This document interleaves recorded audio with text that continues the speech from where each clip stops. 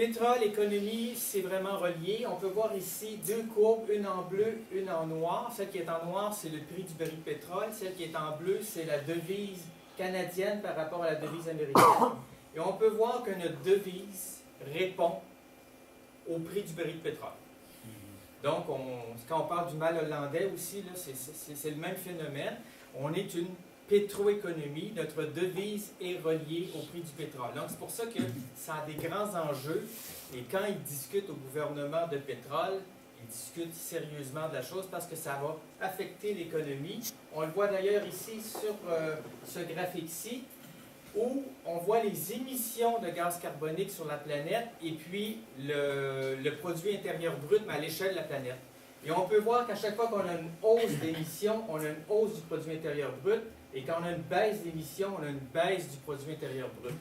Donc, ça reflète également que notre économie est fortement dépendante des énergies fossiles, et on le sait, à l'heure actuelle, on puise à peu près 80% de notre énergie, gaz, pétrole et charbon.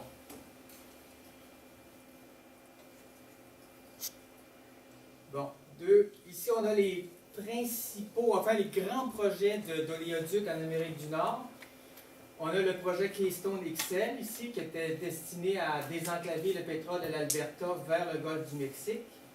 On a le projet Northern Gateway vers Kitimat, vers l'océan Pacifique, ici en Colombie-Britannique. Et en bleu, notre projet Énergie-Est qui passe à Trois-Rivières ici, qui s'en va à Saint-Jean, Nouveau-Brunswick, et l'inversion de la ligne 9B qui se trouve ici.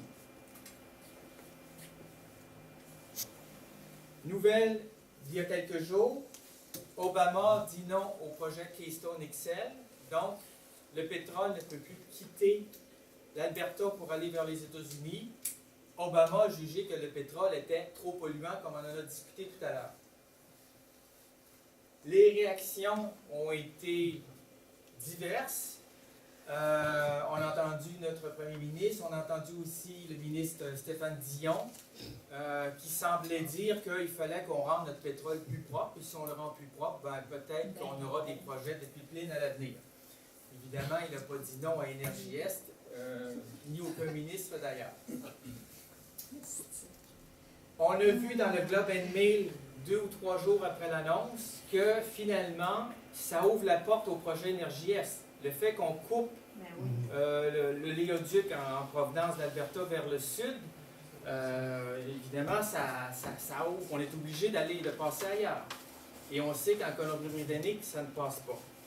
Ici, on a un graphique, c'est important de bien comprendre. C'est la production de pétrole dans l'Ouest, qui est de l'ordre de 4 millions de barils par jour, et qui est destinée à augmenter jusqu'en 2030 pour atteindre 8 millions de barils par jour.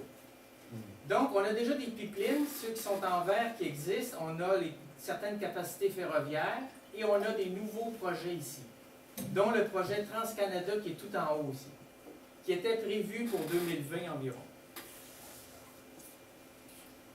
Mais les autres projets ne se réalisent pas. Ici, c'était ce que j'appelle la zone pour le Keystone. Il est démarré en 2008, le projet. Il aurait dû être en fonction en 2018, à peu près 10 ans plus tard. Et on peut voir qu'il aurait permis d'accroître la production de pétrole de l'Ouest de 5 millions à 6 millions environ, là, un peu moins. Mais Keystone ne marche pas. Énergie-Est est prévu beaucoup plus tard. Qu'est-ce qui arrive? Bien, Énergie-Est probablement va devenir le projet prioritaire puisque les projets en Colombie-Britannique sont aussi au point mort. Ce qui me fait dire que pour les prochaines années, le projet de l'éoduc Énergie-Est ne sera pas en fonction avant au moins 2 ans.